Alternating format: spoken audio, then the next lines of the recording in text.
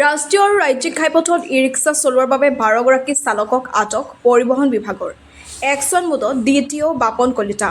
ঘাইপথৰ ই-ৰিক্সাৰ বিৰুদ্ধে কঠোৰ অভিযান। বৰপেটা জিলা পৰিবহণ বিভাগ এতিয়া একশ্যন মোডত। ৰাষ্ট্ৰীয় ঘাইপথ আৰু ৰাজ্যিক ঘাইপথত চলাচল কৰা ই-ৰিক্সাৰ বিৰুদ্ধে কঠোৰ অভিযান চলাইছে বিভাগে।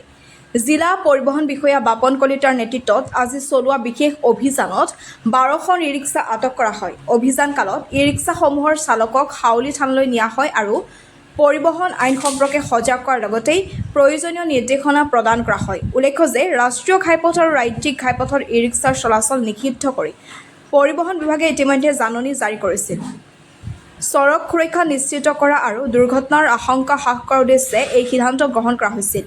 কিন্তু নিষেধাজ্ঞা সত্ত্বেও বহু ই-ৰিক্সাই ঘাইপথত চলাচল অব্যাহত ৰখাত বিভাগে এই অভিযান আৰম্ভ কৰিছে। জিলা পৰিবহণ বিষয়া বাপন কলিতাই স্পষ্টকৈ জনাইছে যে চৰকাৰী নিৰ্দেশনা অমান্য কৰি ঘাইপথত ই-ৰিক্সা চলোৱাসকলৰ বিৰুদ্ধে আগন্তুক দিনতো এনে অভিযান অব্যাহত থাকিব আৰু কঠোৰ আইনী ব্যৱস্থা গ্ৰহণ কৰা হ'ব। চাওক, মই ইতিমধ্যে কৈছোঁৱে যে কেন্দ্ৰীয় চৰকাৰ আৰু ৰাজ্য চৰকাৰৰ ক্লিয়াৰ কাট গাইডলাইনছ আছে ই-ৰিক্সাৰ ওপৰত।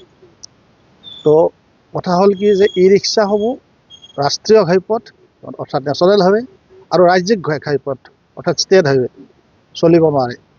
আনকি গাইডলাইনত এনেকুৱাও কিছুমান কথা আছে যে তেওঁলোকে যিবিলাক ঘাইপথ মূল পথ য'ত নেকি যান বাহন চলে তাত তেওঁলোকে চলিব নোৱাৰে। তেওঁলোকে কেৱল লাষ্ট মাইল কানেক্টিভিটি যিটো কয়, য'ৰ পৰা নেকি গাড়ী মটৰ নাযায় তাৰ পৰা তেওঁলোকে পেচেঞ্জাৰখিনি লৈ যাব লাগে নিয়মমতে। কিন্তু তাৰ পৰিৱৰ্তে এতিয়া তেওঁলোকে ৰাষ্ট্ৰীয় ঘাইপথ আৰু ৰাজ্যিক ঘাইপথত ইমান বেছি আপোনালোকে দেখিছে ইমান চলাচল কৰে। বাৰম্বাৰ তেওঁলোকক আমি হেৰি কৰিছোঁ, মিটিং পাতি কৰিছোঁ, ৰিকুৱেষ্ট কৰিছোঁ, তেওঁলোকৰ গাড়ী ধৰি আমি চিজ কৰিছোঁ, ফাইন কৰিছোঁ।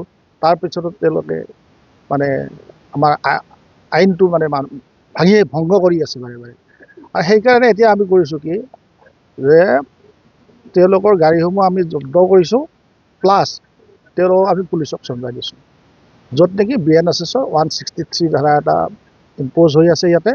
গতিকে সেইমতে পুলিচে কাম কৰিব নিশ্চয়। বিধানসভাত কি হৈছেতো মই ক'ব নোৱাৰিম বা মন্তব্য দিব নোৱাৰিম। কিন্তু কথাটো হৈছে কি যে মই এটাই জানো যে কেন্দ্ৰীয় চৰকাৰৰ ক্লিয়াৰ কাট গাইডলাইনছ আছে, মানে গেজেট চেণ্ট্ৰেল গেজেট আছে, তাৰপিছত আছাম গেজেটতো আছে ক্লিয়াৰ কাট যে ই-ৰিক্সাসমূহ ৰাষ্ট্ৰীয় আৰু ৰাজ্যিক ঘাইপথত চলিব নোৱাৰে বা নালাগে।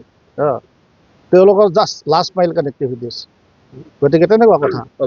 গতিকে এই নিয়ম নীতিখিনি মানি চলিলে তেওঁলোকৰ কাৰণে ভাল, আমাৰ কাৰণে ভাল, ৰাইজৰ কাৰণে ভাল। এতিয়াতো এনেকুৱা হৈ গৈছে যে ই-ৰিক্সাৰ উৎপাতত যাবই নোৱাৰি ক'তো, আপোনালোকে জানে।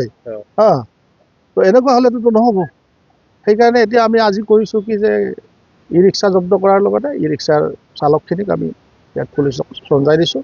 পুলিচে BNSSৰ 163 ধাৰা মতে যিটো হয় সেইমতে কৰিব। আজি 12, কালি 20, পৰহি 30 হৈ থাকিব।